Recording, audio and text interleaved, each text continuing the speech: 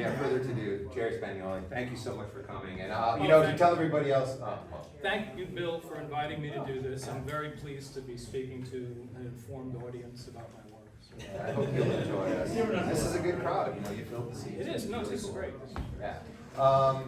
One other thing I'd just like to say to you guys is thanks big time for coming again this year. Because it's going to get warm in here, I'm sure, and you're just going to want to get your asses out of here when this is done. So we'll have a question and answer for Jerry afterward. And thank you, Jerry, for being here, and we'll see you guys later on. So what I'm going to show tonight is selections from 5 different projects that are related to books. So I like books as a format because when you have a show, it's very ephemeral. It's up for 30 days or whatever. When you make a book, it's like permanent. You've got your sequence set, you've got the format set. It's a wonderful thing. So, and I'm going to show them out of order to some degree because I'm going to start with the daguerreotypes, which is what people mostly want to see. So I didn't want to start with some work that might seem obscure to you guys. So we'll start with that. And having said that, also, by the way, I'm going to try to do this very fast, and there's a lot of images. What I do primarily is documentary photography. But what you're going to see is not going to look like documentary photography. As a matter of fact, I've come to realize that, oddly enough, as AI images are becoming pervasive, the tightness of what is considered photojournalism or documentary photography has actually gotten narrower and narrower. I think you're not allowed to alter the exposure or dodge and burn anymore and still call it a document. So, but I don't adhere to that. So what I do what I'm exploiting is the camera's engagement with the world and the idiosyncratic relationship that each individual has with the world and how that's expressed through the apparent neutral documentation of the camera. Okay, so the daguerreotype is like the second stage in that, but as I said, I'll get to that after the daguerreotypes and you'll see the earlier construction. So with daguerreotypes, now there's 2 size terms that I'll use repeatedly, and if people aren't familiar with them, I'll explain. There's a half plate and then there's a whole plate. A half plate is 4 1/4, 5 1/2, which this is a half plate, as was the previous image. So they're a little bit bigger than a 4 by 5. Everything, these are all shot in camera, long exposures, the whole thing you'd expect. And a whole plate is 6 1/2 by 8 1/2, which it became a whole plate because that happens to be the format that Daguerre's camera, the camera that Daguerre attached his name to, shot in a 6 1/2 by 8 1/2 format. So it kind of just became the standard up until Kodak created the other format of 8 by 10, 4 by 5 that we're more familiar with.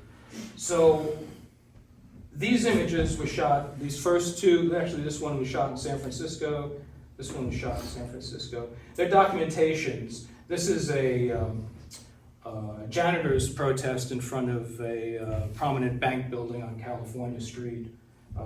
This is a document which demonstrates that homelessness in San Francisco is not a new phenomenon. This was shot in '94. And the thing about, this is a ticker tape parade in lower Manhattan. And you'll see that there are issues with motion blur and the like. So what these images also, what the daguerreotype affords is an acutely, acutely accurate description of what's before the camera. And in fact, because it's on, I should start, I suppose, by explaining a daguerreotype. You all know what a daguerreotype is. Who's not familiar with a daguerreotype as a physical object, like that doesn't know it's a silver image and all that? What a noise. Oh, okay, I got a couple people. So, a daguerreotype is a piece of polished silver. Actually, it's electroplated copper that's been polished, sensitized, and shot on. And then to view the image, what you've got is a mirror, basically. And in order to view the image, you have to hold a black field, a dark field in front of it, so that the sheet silver reflects black, and then the image particles themselves which scatter light will show the image. So it's this very elusive quality. It's not like a print. A print can be looked at casually, can be looked at from any particular angle. It's still going to look the same. A daguerreotype, as you move it around, changes. So I've always been interested in that aspect of the medium, in that you have this document which at the same time has this elusive quality. It's not easily perceived, and it feels in fact intimate when you finally do resolve the position you need to engage in. So for me, this kind of pointed out an aspect of the world and the way that we perceive the world, because what it demonstrates is that there is the objective truth, and then there's the subjective negotiation with the truth that produces our experience of the world. At least this is the metaphor that I was working with when I did this particular project. These are all now in New York. This is a half plate, you can tell by the drill holes. This is a whole plate in New York. These were all shot between, let's say, 1999 through 2006 or 7. I'm still shooting daguerreotypes. I don't pursue events and situations as aggressively as I did when I was working on this project. This project, by the way, is from a book that's called Daguerreotypes, and it has these images, and it has a series of anatomical images as well as some other images, and they're kind of integrated into something like, let's say, a metaphor. But this documentary project is called The Last Great Daguerrean Survey of the 20th Century. Modestly, yes, but you see, there is no other survey, so it's also the worst Daguerrean survey of the 20th century. Oh, by the way, this is this is a protest against a police fiasco that resulted in the death of an innocent person. Again, this is a half plate, this is a whole plate. Sometimes, just the documentation is enough, and then the quality of the plate delivers the rest. This is Times Square. This is in preparation for the New Year's celebration. This was 2001. This is the turn of the millennium, and December 31st. And actually into the first, from 1999 to 2000. There were all kinds of stories about these things here. Unfortunately, I have so many images to show, I can't tell you. So, but anyways, it looks more like Babylon than New York City, but there you go. This, for example, is an eccentric document. I went down there. You may or may not remember, JFK Jr. crashed his plane, and they couldn't find it. And there was this vigil outside of his loft in Lower Manhattan. And I finally got down there after a few days. I felt rather irresponsible in not having gone down earlier. I got there, and there was very little to do with the whole matter. It was nothing really to shoot. It was just this kind of street scene. So I managed to get myself up onto a loading dock, which was only maybe about this deep. There was a door, the door was closed. So I managed to get the tripod up onto it, managed to get behind the ground glass to focus.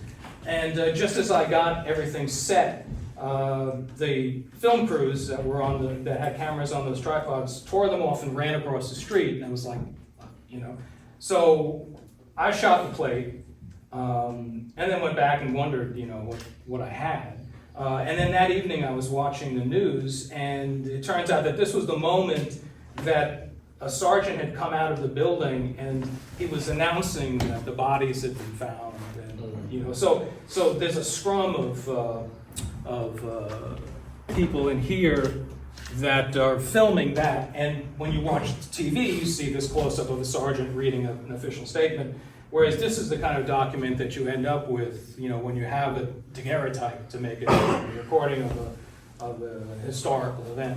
And I think that runs pervasively through a lot of these images. This is just Fifth Avenue, around about Christmas time.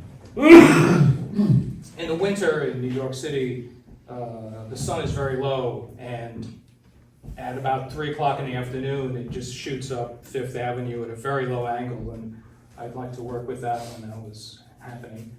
This is a lightning strike in the city. This is the World Trade Center in December of 2000, right? The year before, well, not the full year before, but the Christmas before. And then this is a plate which has become notable, and this is the collapse of the South Tower. I was not watching this happen. And in fact, it's interesting in some way. I was spared seeing the event happen. I only dealt with the lead up to it and then the aftermath, because I don't know exactly. I mean, it would have been just to watch something like that. It's too much. But the way that this happened was, because it's an interesting story, as photographers, you kind of appreciate this. I was shooting. Once this thing started and I got the radio on, I realized what was happening. Because at first I thought it was just an office fire. I see a little smoke coming off the World Trade Center, and I was thinking, well, you know, I'll just shoot this briefly, and then I'll prepare some plates, and I'll go down and shoot the smoke stream on the side of the building. But then I turned on the radio, and I realized that it was more serious than that. So I shot two half plates. And then I had a whole plate. These were all plates that had been pre-polished, so they were ready to be sensitized. So I shot the 2 half plates, and then decided that I, would go up on the roof with the one whole plate that I had. So I went up there, and I had a very fast lens, which this is like, weird. This kind of thing is happening, and I'm thinking I have to have a short exposure because otherwise the smoke will disappear. And if the smoke disappears, then it won't be a document of what's happening. So it had to be a very short exposure, and I had a lens that would give me a 3-second exposure, but I didn't have a lens cap for it. So I had to get a piece of black card and go up on the roof and set up the camera, and there's a few people up there, up on the roof. This is my studio building, by the way. So I'm fussing with the camera, I get it all focused and set up, and then I'm standing facing the camera with the black card over the lens, and then I pull the dark slide, and then I wait, I figure, all right, 3 seconds, so I give it 3 seconds, I put it back up, and I'm thinking, is that enough, and I just managed to get the dark slide back in, go down to my studio, had no idea what had just happened, except that when I was taking the camera away, the people who were watching down the roof had an expression on their face which I'd never seen before. So I processed the play, still having no awareness of what had happened. And when I took it out of the darkroom and then put it into the fixer, and I'm looking at it, I think that's a lot of smoke, And so during the interval of my having to negotiate with the camera while this was all going on behind my back, the South Tower had fallen, and this couldn't have been, frankly, the 3 seconds might have been the span of the tower hitting the ground, So it's a very odd thing. So now we've got the North Tower, and so now I've got 4 quarter plates left that I can use. So I know that I can't shoot those with a wider lens. So now I'm shooting from the studio because things are happening fast, because the radio just announced something odd had happened. So I put a 450 lens on my view camera and shot. Was going to shoot quarter plates, but I didn't have any idea what the exposure might be. And it had to be a short exposure. So I shot this image as kind of a test exposure. Went in and processed it, and then when I came out, the North Tower was gone. Wow. So, like I say, I did not have to watch any of that actually happen. So again, it makes the hair stand up on my body just thinking about it now. So historical events, right? So this is just a shot of the reconstruction scene. I have a whole lot of ruin shots and the like, but I didn't want to make this about that event. But people know about the plates, so I felt I had to show them. Those the cross was formed out of debris from the World Trade Center. And then after that, I kind of retreated a bit to Central Park, spent time shooting there because, it kind of takes the wind out of you a bit. It takes a little while. I mean, the thing with that World Trade Center shot, the whole plate, is, days, if not weeks later, I'd be showing it to people. I scanned it immediately and, sent it to some people that I know. And I kept looking at it, and I was trying to convince myself that the South Tower was still there in the image, even though it was gone now, well long gone. I just still, and this is weird, I don't understand exactly what it is about the way your mind works, but I still couldn't accept the fact that I'd taken that photograph of that building coming down like that. Anyway, that's a personal thing. So, but anyway, Central Park is a great space in the city. This is Montana. I just happened to be up there doing a workshop, and I brought one of the rare times I actually traveled with the gear necessary to do a mercury process. Before that, I was doing Becquerel up at Montana. This is the inauguration of Barack Obama, and this is the signing in. Again, there's a whole bunch of stories about this, which I cannot indulge because I have so many images to go through. So, but this is, I'm rather pleased with this, and it took a great deal of effort to make it happen. So, this is the project, this is a book, and this is a project that preceded my work with daguerreotypes. And it was the beginning of my thinking. I had been taking, not to say conventional photographs, because I don't think I was doing anything conventional, because everybody seemed to... Anyway, so I was shooting street photographs earlier in the 70s and 80s, and then I stopped, I was doing editorial work. What I was doing with the street photographs was I was finding these tableaus and these really kind of remarkable things that were happening, but I was reading into them in ways that people were not used to reading into photographs. And so that nobody really got it. They just looked like a bunch of people on the street. They really didn't get the story that I was seeing. It was obviously a confection of my own imagination.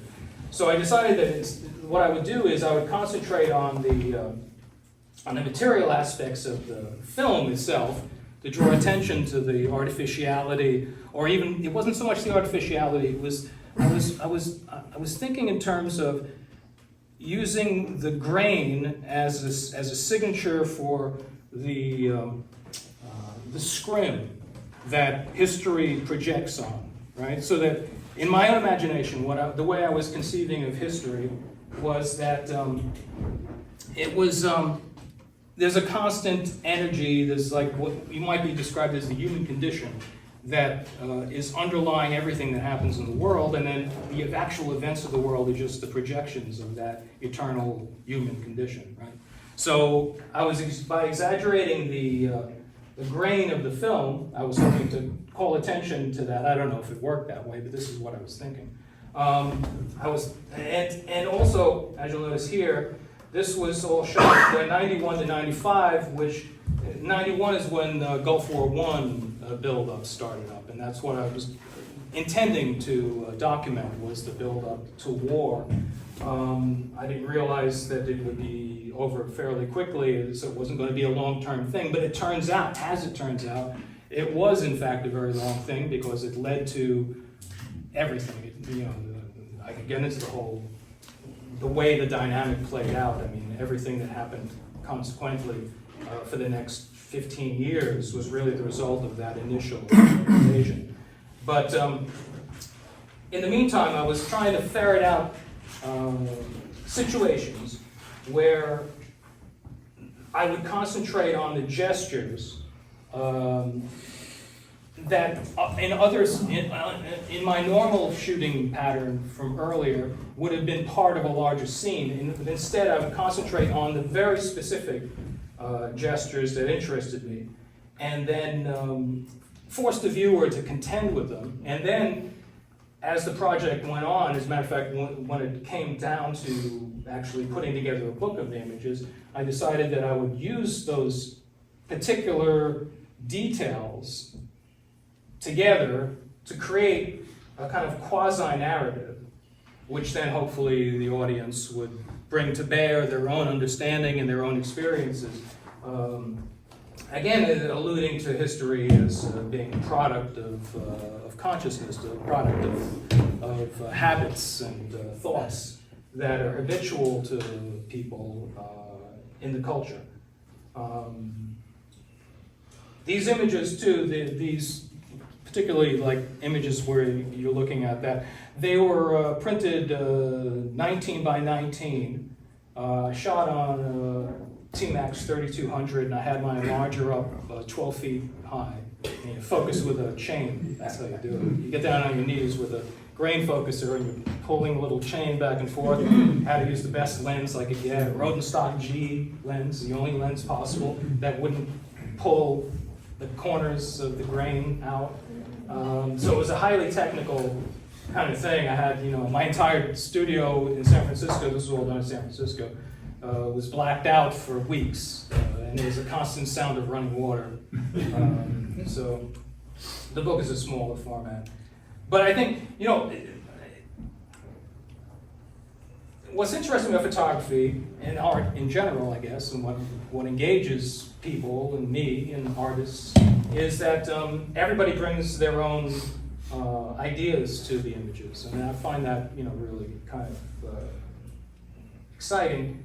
And I had a curator over to look at some of these images, and she remarked that, well, these are all about men, And I thought, well, I hadn't thought about it, but in fact, that is right. The tone of it is it's about men, about man's world, right?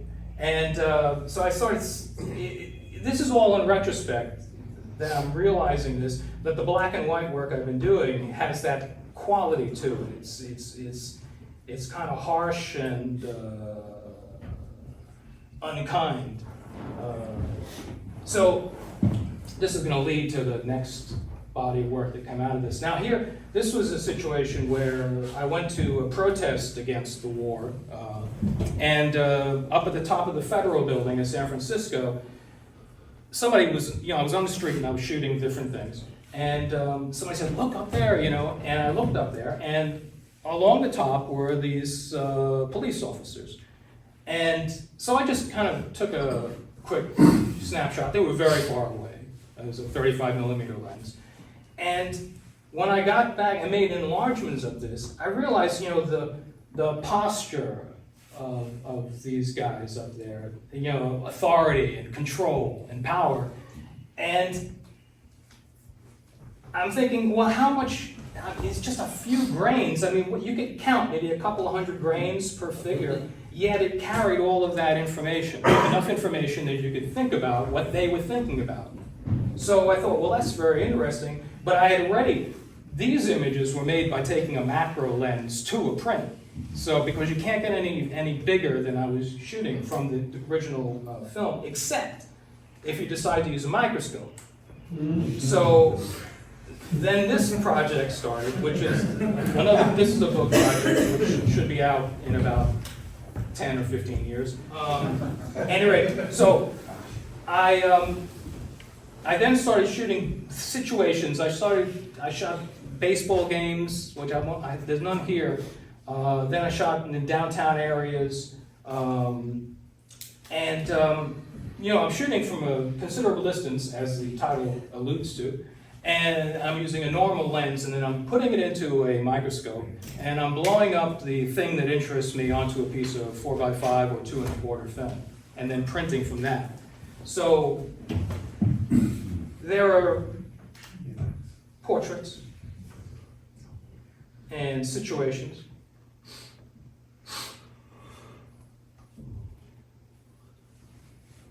And again, emphasizing that the materiality and also the flatness. I'm trying to get at, there's something behind and then there's something in front. You know, I was just alluding to all of this black and white work. Then I took a trip to Hawaii, and in traveling along the coast, I don't even know which island it was, but it wasn't one of the really, really fancy ones. It was, you know, just like Waikiki or something like that. So we were up around the windward side, I do remember that, and we were driving around this curve, and I look over, and there's this rock out in the water, there might be two of that. There were people jumping off this rock, and the rock was about, I was at a high point, the rock was probably a quarter to a half mile away, about that far. So I told them to leave me there, go and do their tour, and then come back and get me at the end of the day. I did this for 2 days, and shot a bunch of things from up there that ended up being very interesting and odd, and you end up with photographs which, again, remember, in my own mind, I'm considering all of this a commentary on documentary photography, you know. And this is all coming straight out of, you know, Walker Evans and Robert Frank and, you know, all of that. So this is just taking that tradition to extremes in order to make a point, and the point is up to every observer. You know, I think I've alluded to what I might have been thinking. But you end up with these images which have a quality of displacement from the real world into something mythic, you know. And I make no claims to that. It just happens because of the way the material engages the world and the way that I happen to have handled it for whatever reason.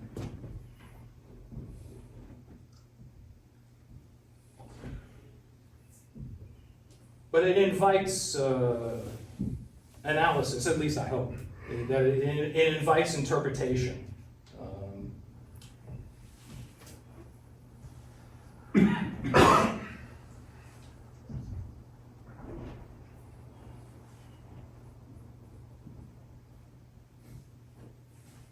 And again, the world of men. Manly men.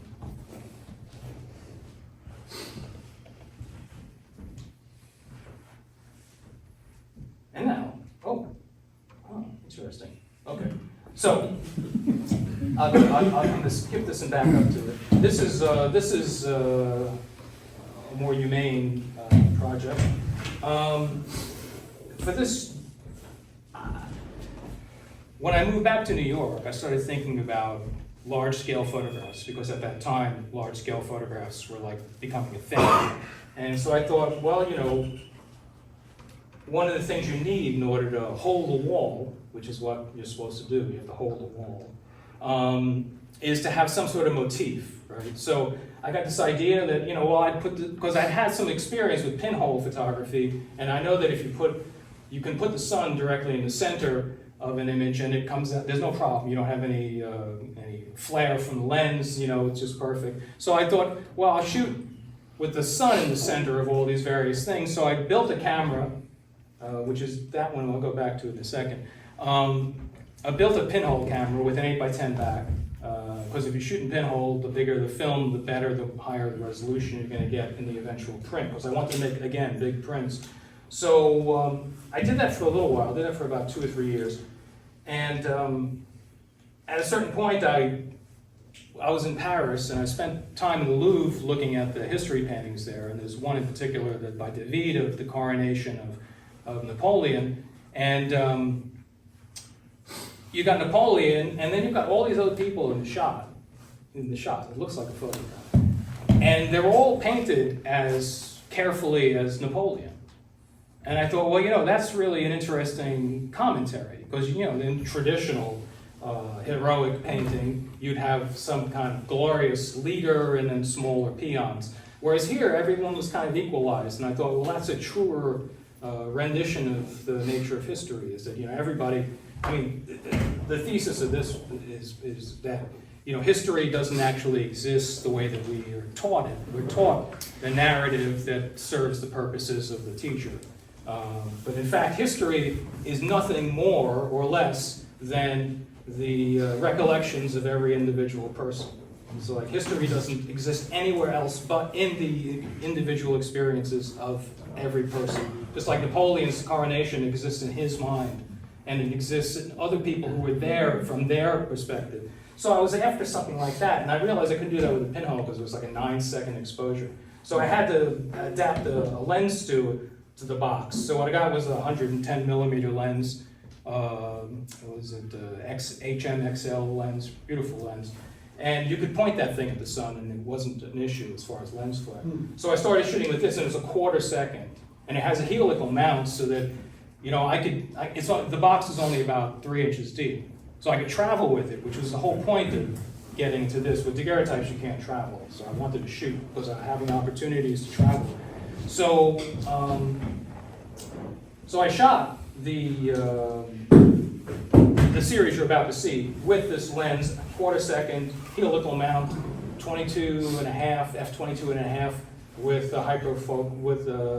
using depth of field to cover from 8 feet to infinity. So all I had to do was put the camera on a tripod. There was a red dot where the sun should be. I never used the ground, I never used the dark cloth, never saw through the camera. I just pointed the camera, put the sun in the middle, and then just waited for something to happen. Right? This is a very odd procedure, but that's the way it was done.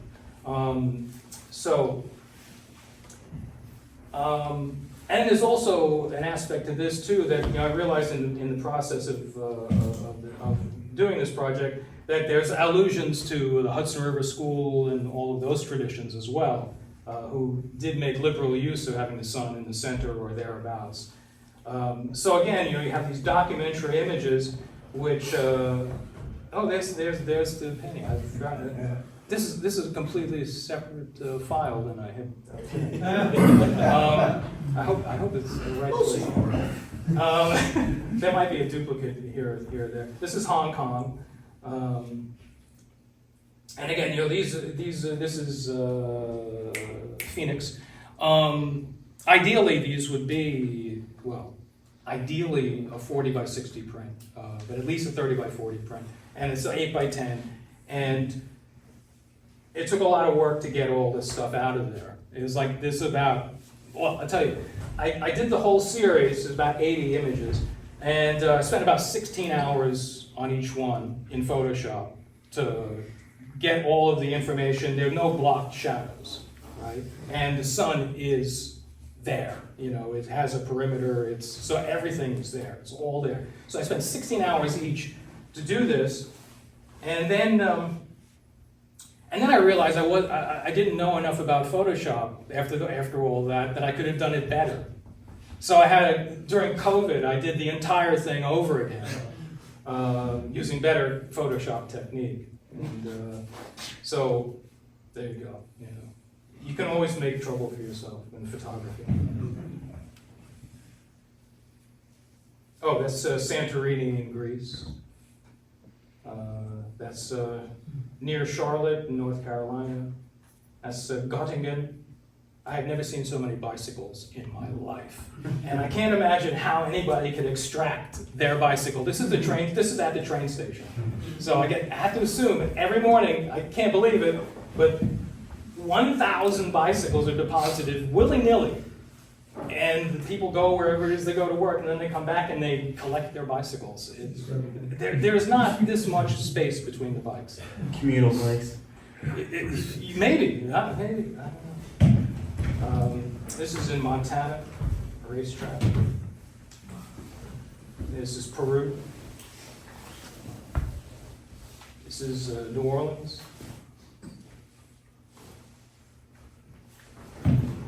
Paris. New York City. That's New York too. Again, sheep meadow. This is New York.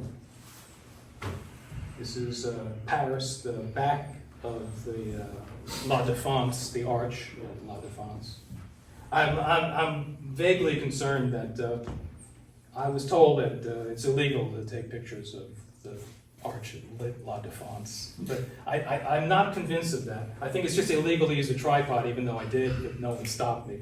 But I have been warned that if I had the Eiffel Tower in any of the shots, that I would immediately receive a bill for $10,000 from whoever it is that owns the copyright to the Eiffel Tower. So I suppose that there's a possibility when this book is going to come out. Well, I shouldn't say that. This book has been available for 4 years on Amazon, and it has yet to be printed. Okay, so you can pre-order 4 years ago. So my publisher has told me, which he tells me every 6 months, that I must call in 6 months, and that we will do it then. So I'm going to call him next week, and he told me that we would do it in August, and he will tell me that I cannot do it in August. You must call me in January. So, in case you're wondering what the life of photographer is. He's working on it. No, he's not working on it.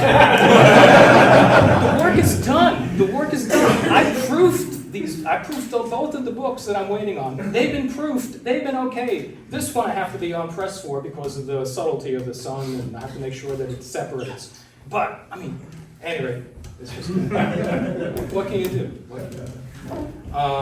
This is Peru, New York City, obviously. And again, you know, what I'm trying to capture here is that sense of individual life. And you know, each one of these people, like I say, if this was a big print, because of the resolution of the film, you know, you can really just go up there and see each one of them as a portrait, and each one of them is like an event that's happening.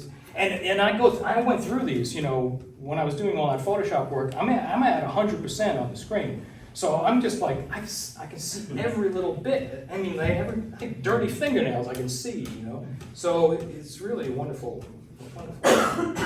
This is Montana. This is upstate New York, a demolition derby. That's Australia. Pisa. So this is an interesting image, and I hadn't thought about it. I shot this series here. I shot between 2006 and 2012, more or less. I stopped getting good images around 2011. It's exactly the moment that the iPhone and all that phenomena, you know, all of this started happening. So, and what happened in my own experience at a certain juncture, and it happens with projects, so it's not unusual. It just stopped happening. I stopped getting good images, and I just stopped the project. You know, it was done, it was finished. And I realized later, in retrospect, that what had happened was that, you know, all these people were now on their cell phones, and it killed the events. This shot, as you can see, there's got to be 1,000 people in there. And as I said, I went in there like under magnification. There is not a single person with even a camera in this crowd. Not a single person, which is just absolutely amazing. So for me, this is like an historical image, you know, as a document. You know, the world will never be like that again. You know, where you get, well, maybe in 150 years when people realize how stupid it is. But, you know, people actually having the experience without the intermediary, you know, or without some, you know, FaceTiming the thing or whatever. So anyway, that's enough of mine. So this is a Charlotte dirt track. Thanksgiving in New York City. That's in Brooklyn. Coney Island, of course. Charlotte. This is one of those, it's not much of a story, but I'm driving back from Kansas City on Highway 40, and I look in the rearview mirror and I see that sky and the colors, and it's like, I have to shoot this, you know, and I'm on a highway, and it's like, I get to a point where there's like a rest area, you know, and it's like, pull off the rest area, get the camera, this is where I have a fast handling camera, get it, I'm like walking as fast as I can to a clear spot, screwing the thing on it, plop it down, bang, hit it, and it's like, so anyway, I like this picture, even though it's just, you know, probably, you know, just a picture of the sunset, but.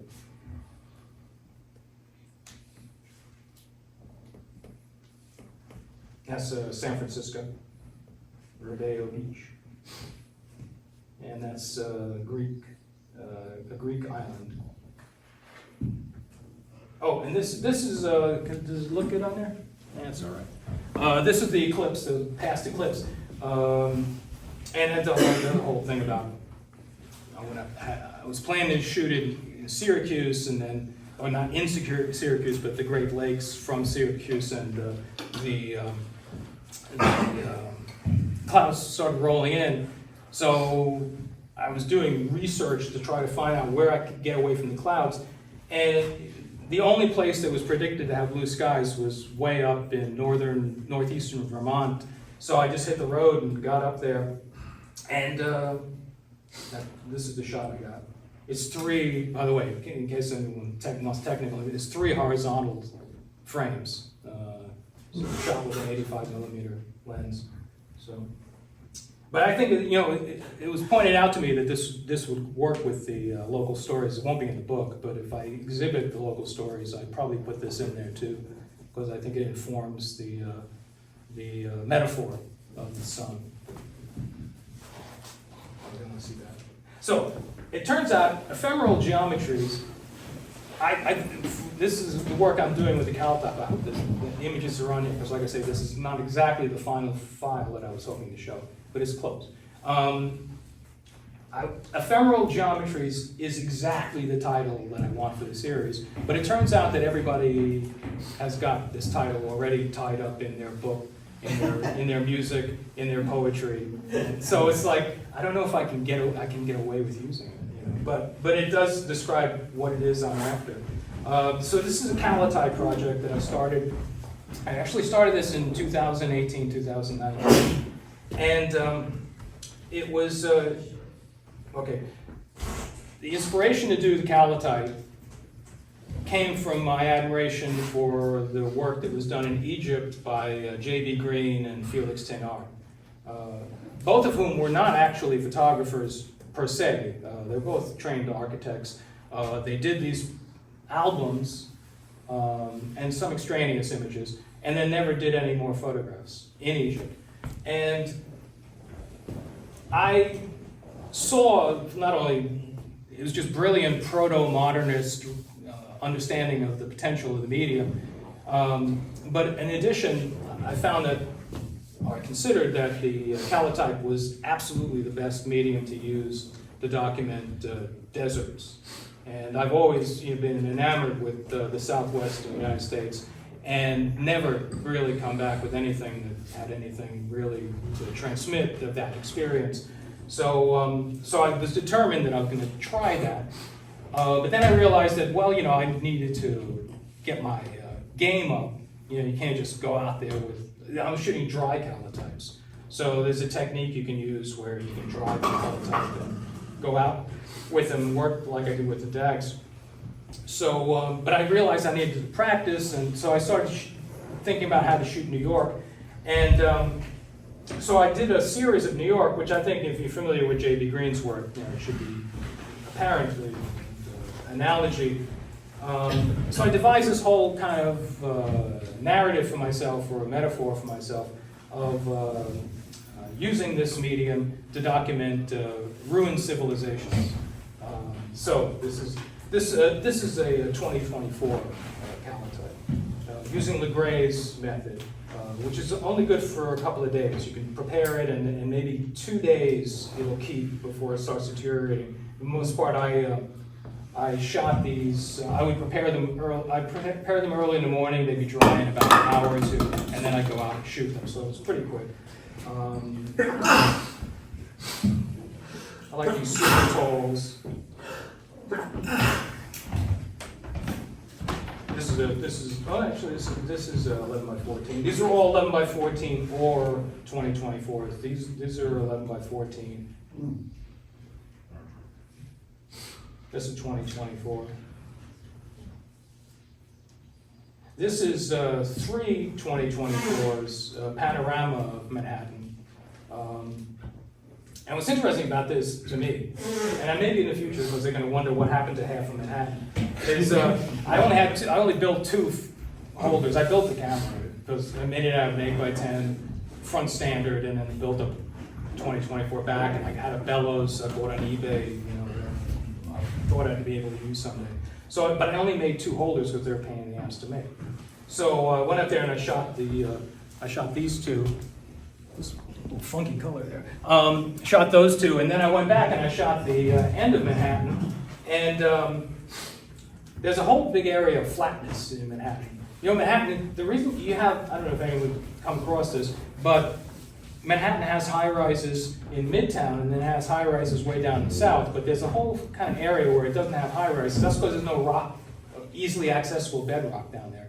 So, what I realized was after I shot the 2 and then I shot that 1 that they fit together. So it's kind of a truncated version of, see, it's not much of a document, is it?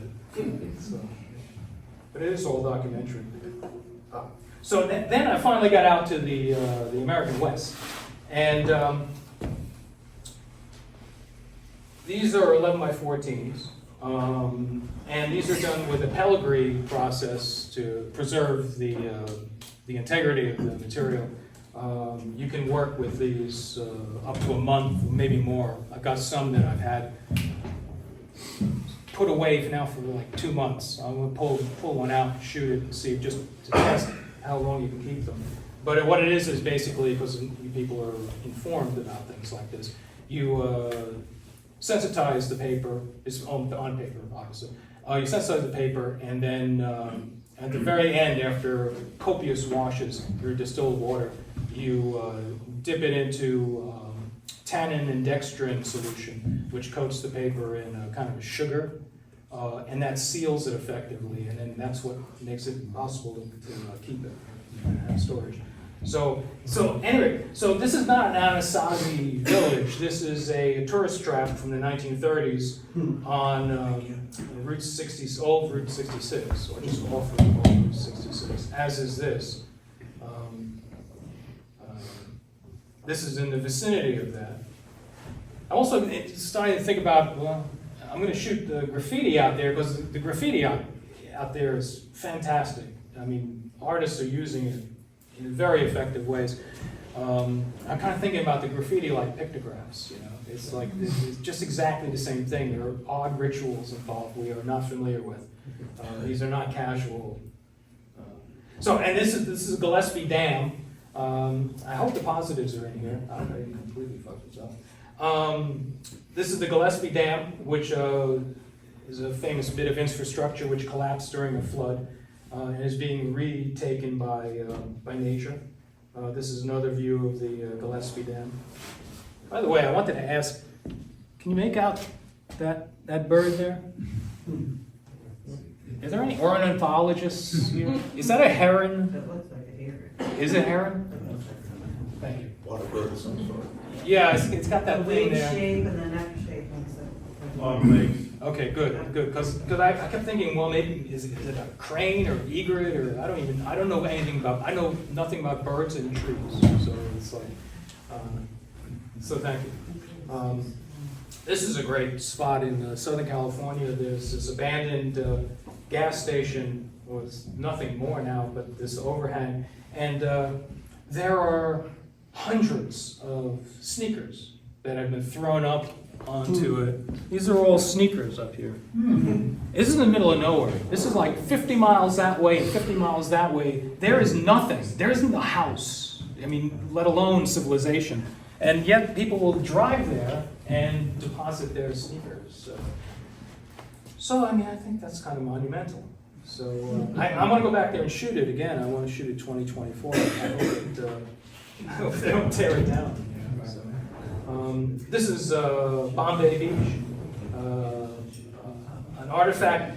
This is a sculpture. I don't know if you're familiar with Bombay Beach. It's by Salton Sea in Southern California.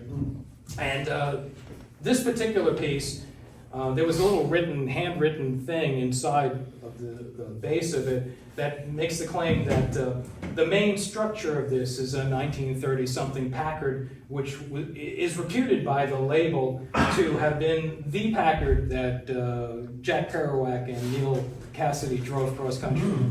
So, and whether that's true or not, and it's plausible that it's true, it certainly adds something to the charm and the romance of that, and also, you know, the failure of the dream, as it were. Oh, good, there were positives. So then I was going to make salt prints, and aside from being miserable salt printer, and realizing that there's probably going to be like 80 images for this will be a book project. There'll be at least 80, and 80 perfect salt prints for publication is completely beyond the time limits of any reasonable human life. So I scanned the negatives, and lo and behold, they look fantastic. You know, I mean, this I don't know. Does that look? That looks pretty good. So they look fantastic scanned, and then I'll make it, pigment prints from them. But the control you can have over them is priceless. I hope I haven't offended anybody. But this is that Gillespie Dam made into a positive. That's a World War II bunker. Again, so what I'm shooting here is the ruins of the 20th century, all right? So, and because we are, I'm a little bit of waxing philosophical, but we're in the midst of a change of human society, the likes of which I don't think anybody has ever seen. Matter of fact, I suppose we've been in the midst of this for a couple of hundred years, but for me, this documentation of the ruins of the 20th century is pertinent to the people in the future, because this part is already a ruin, but it's just leading on to the further ruination of everything we've known. So, not that I'm in any way trying to be ominous. No, I'm perfectly capable of being utopian about it as well. But I do think that we are at a historical moment where documenting things as ruins is entirely appropriate from my own point of view. Absolutely. This is the positive of the thing. Another problem with having the salt print was that I love the artifacts, and it's the whole point of shooting calotype, right? Is to get that artifact so that people aren't. If you look at all the work I've done, I guess the idea is to confront people with the artifice of the image in a way that's entirely technically inevitable. So that I'm not trying to contrive, although you could say I'm contriving because I'm shooting calotypes, but I'm not trying to contrive the effect. The effect is inevitable by my choice of the material. And then my choice of the material is dictated by my ideas about the narrative I'm trying to imply. So see, there's kind of a symmetry there. There's kind of a cyclical relationship between the narrative and the metaphor of the material and its actual concrete manifestation to the audience, and then what they have to do to engage the image. It's not transparent. It's not like, this is a picture of that object. The photograph itself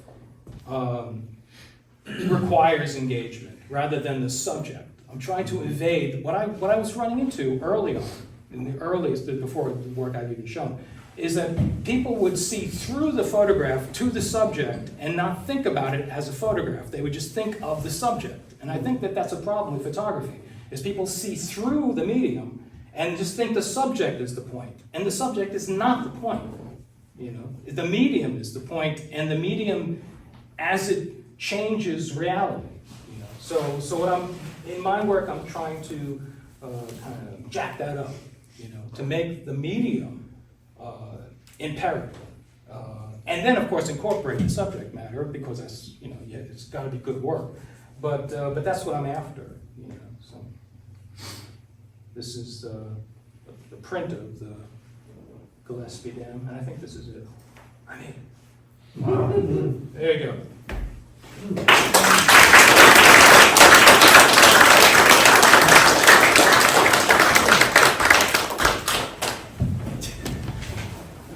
So Jared, what is your motivation? Is it to express the art? Is it to document the art? Is it to monetize the art? What's the ultimate I am motivation? unable to monetize. And I can promise you that it's not. I mean, I'd like to monetize it, but that, no. You know what I'm after. Even before I really even as a child, well, as a teenager, I was determined to do something that mattered.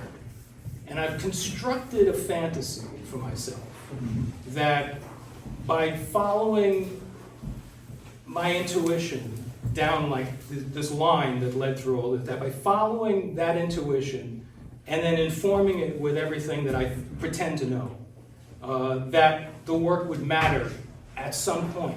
It clearly doesn't matter now, except perhaps in an audience like this where people, appreciate that kind of thing. But generally speaking, it doesn't matter. But To create a documentary. it is completely a documentary, and the point I'm glad you brought that up, because the thing about documentary is documentary is never just a straightforward depiction. That there's always an agenda, and in most cases it's kind of a generic agenda, which suits the larger social or political structure. But my documentation is deliberately idiosyncratic and personal. And I hope that by doing it that way, that people get the benefit of the documentary element of it, because it puts them in the moment of creation, but it also informs them that that there's a personal aspect to experience, and that can be depicted as well, even within a documentary, even within the constraints of a documentary project. So, yeah.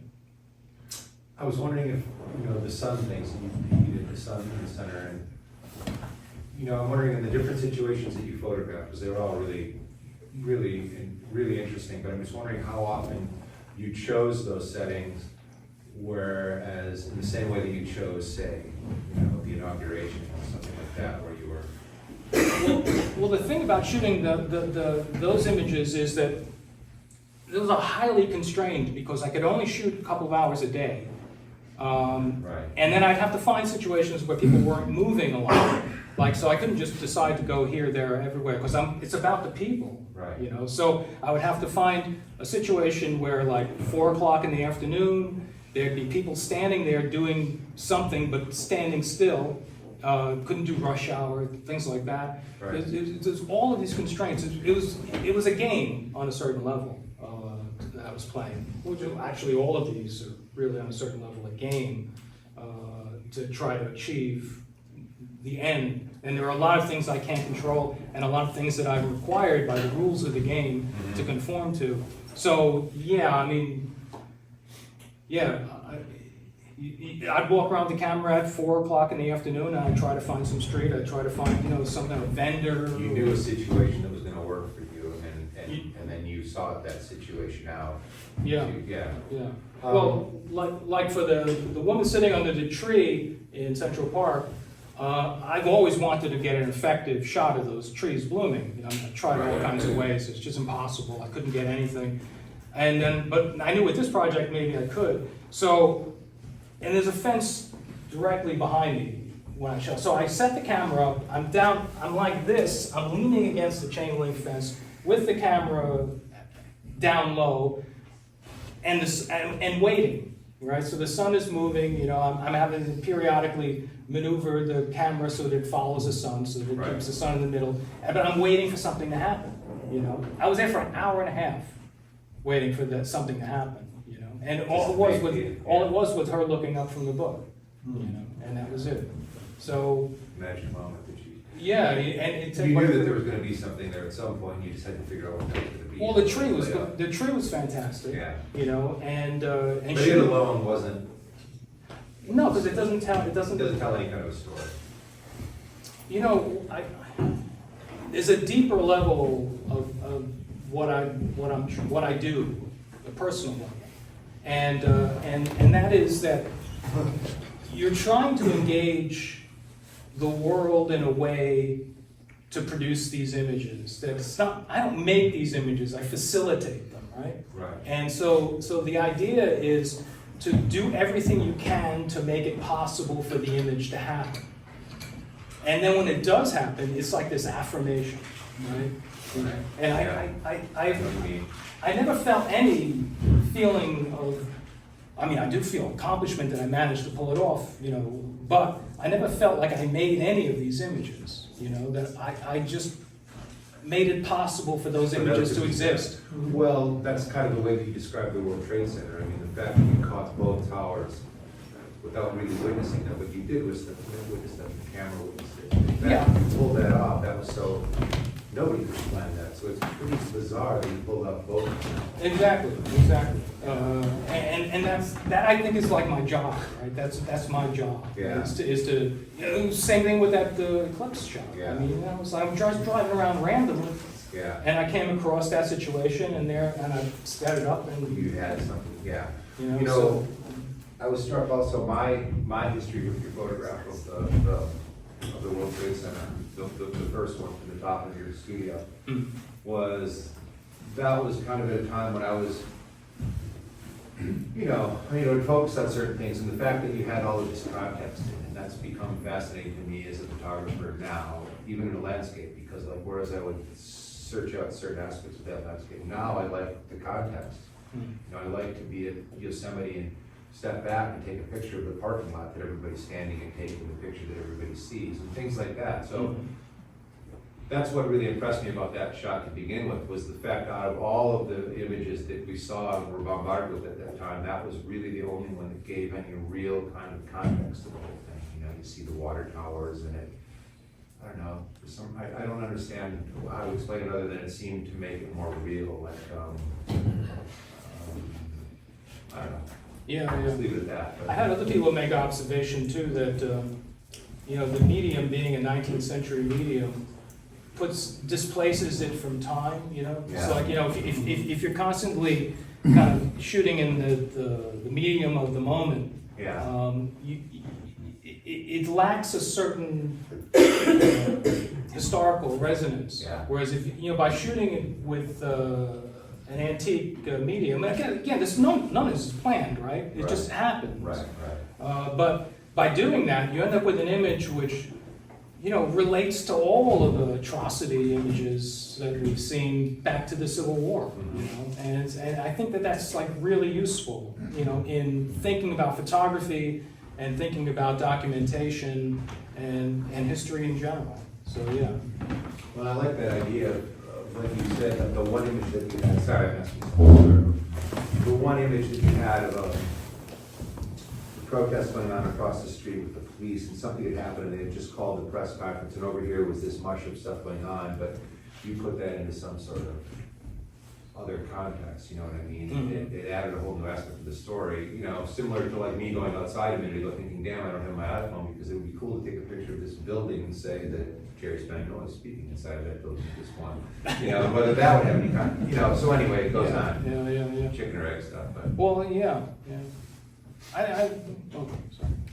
No, I was gonna ask, you know, a lot of the stuff that you talked about, you really are planning it, you know, basically going where the situation is gonna give you the best odds of getting what you're hoping to get. Mhm. But with the project where you were talking about I'm sorry, I don't remember the name, but the microscopic images where you were you planning those images? Or did you just like, you know, start looking through some of your collection of images? Or? No, well, they were planned, so like, for example, the stuff I shot in Hawaii, right?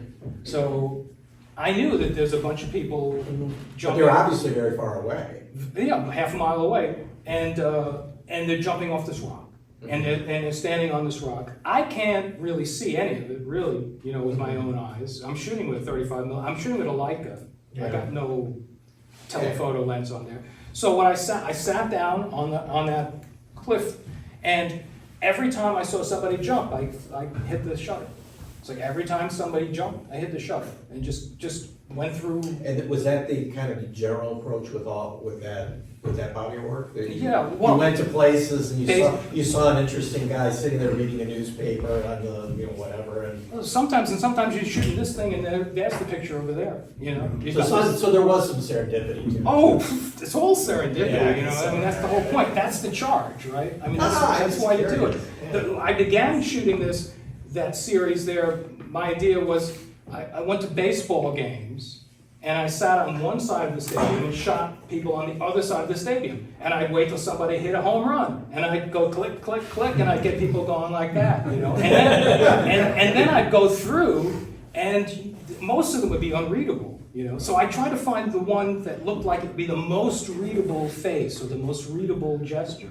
And then I would blow that one up there, and of course it would all come apart. But, you know, that was the most readable. And then I'm thinking, you know, I was looking, like I'd blow up a section, and it'd be like, you know, I don't know, hundreds of people. And you look there, and there's, you know, you see the guy smiling, and he's, you know, the whole, you see everything about him. You blow it up, and none of it's there. And you think, and then But you saw it. But you saw it, you know, and it's all that pattern recognition, you know, in your brain and stuff. So you're toying with like all of that as well. So yeah, but like you say, you know, Fascinating, yeah. I always try to take an advantageous position. For example, the urban stuff I shot in San Francisco in the afternoon, California Street. The sun comes down the street, right? So you're up on a hill and you walk down into the financial district. So you've got elevation, and then you've got a pretty good layout of people. Like, you know, they're all not all, like in New York, they'd all be like smashed together. Whereas if you're at elevation, they kind of part, so you can find an individual standing there, you know, like that. So I knew that, but I didn't know exactly what I was going to get. And a lot of times I'd be shooting this, and over here on the side is the shot. You know, so yeah. You spend a lot of time looking at really small things. Well, you know, what else am I going to do? So, any more questions?